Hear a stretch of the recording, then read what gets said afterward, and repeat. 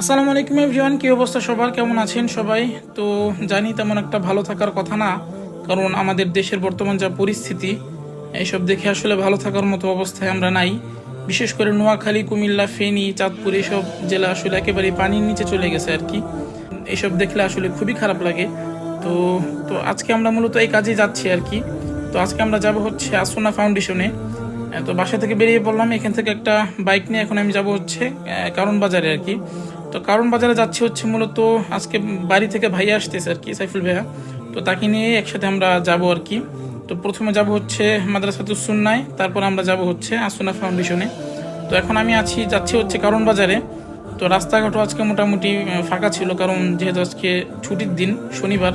তো এই কারণে আর কি। তো আমাকে হেলমেট পরা অবস্থায় দেখতে আসলে খুবই কেমন জানি জোকার জোকার লাগতেছিল আর কি। তো এখান থেকে কারণ বাজার থেকে ভাইয়াকে নিয়ে আমরা এখন সিএনজিতে করে যাচ্ছি হচ্ছে আসুন্না ফাউন্ডেশনে।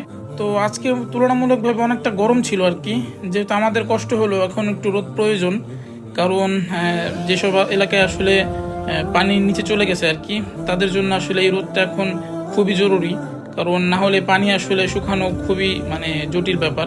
তো আমরা চলে আসলাম হচ্ছে আসুন্না ফাউন্ডেশনের এখানে আর কি। আসলে এই এলাকায় তো কখনো আসা হয় নাই, তো এই জন্য আর কি আমাদের একটু চিনতে কষ্ট হয়েছিল আর কি।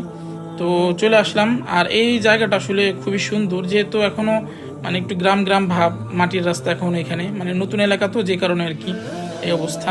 তো আমরা ভিতরে চলে আসলাম, আসার পরে দেখি এখানে হাজার হাজার মানুষ। তো এখন আমরা এখানে কোন দিক দিয়ে যে কাজ শুরু করবো সেটা বুঝতেছিলাম না, কারণ সব দিকে আর কি প্রচুর আকারে ধুমাই কাজ চলতেছিল আর কি। তো এই পাশটায় হচ্ছে আপনার চাল চাল প্যাকেটিং চলছিল আর কি।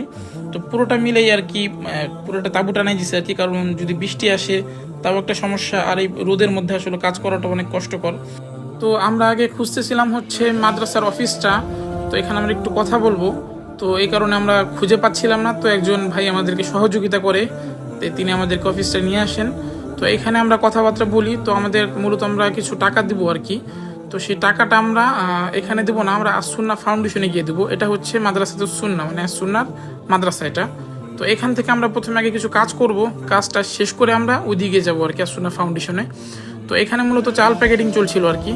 তো অনেক মানুষ কাজ করছিল আর কি। এসব দেখলে আসলে ভালো লাগে, কারণ এখানে সবাই বিনা স্বার্থে আর কি কাজ করছে। কেউ কোনো স্বার্থ নিয়ে আসি নাই যে আমার এই স্বার্থে আমি কাজ করবো আর কি, কারণ এখানে সবাই বিনা স্বার্থে কাজ করতে আসছে আর কি। তো আর এখানে প্রচণ্ড গরম ছিল আর কি, আজকে অনেক রোদ উঠছে আর কি, সকাল থেকে প্রচণ্ড রোদ ছিল। তো যে কারণে প্রচণ্ড গরম ছিল আর কি।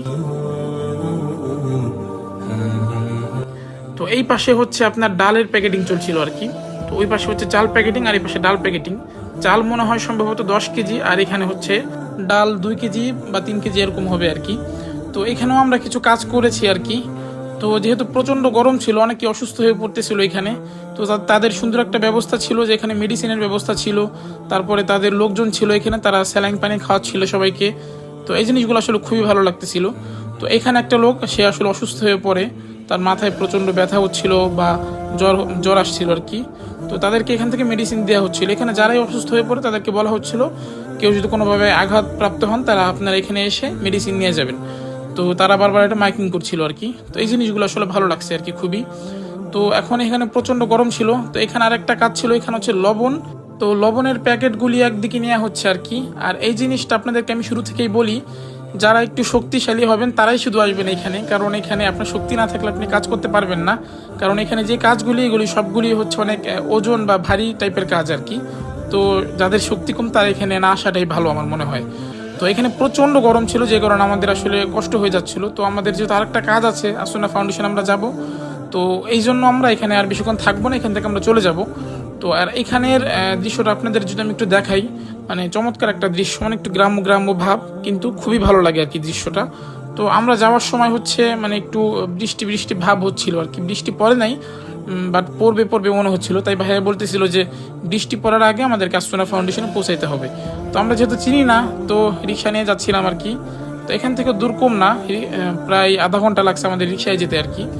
তো আর এখানের হচ্ছে রাস্তাঘাটের এমন একটা অবস্থা, পুরোই খারাপ অবস্থা, কোমর টোমর পুরো ব্যথা হয়ে যায় পুরো। আমরা প্রায় 20 মিনিট পরেই ভাঙা রাস্তা দিয়ে আর কি চলছি, আর বাকি 10 মিনিট হয়তো আমরা এই ভালো রাস্তায় উঠছি আর কি। তো যাক, অবশেষে আমরা একটা ভালো রাস্তা খুঁজে পেয়েছি, আলহামদুলিল্লাহ।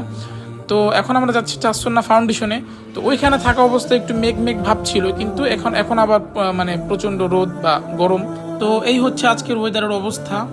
তো এখানে আসার পর যতটুকু বুঝলাম, আমার কাছে যতটুকু ভালো লাগছে সেটা হচ্ছে এখানের মানে জায়গাগুলো আসলে খুবই সুন্দর, মানে একটু গ্রাম্য টাইপের বা নিরিবিলি চুপচাপ এরকম আর কি এলাকা। বাকিটা তো আমি আসলে এখানে থাকি না বা জানি না ভিতরের পরিস্থিতি কেমন আর কি। তো আমরা দেখতে দেখতে আসন্না ফাউন্ডেশনে চলে আসলাম। আর এখানের লোকেশনটা খুবই সহজ, বেশি ভিতরে না, কিন্তু ওইটা একটু বেশি ভিতরে, মাদ্রাসা তো সুন্নাহ ওইটা একটু বেশি ভিতরে।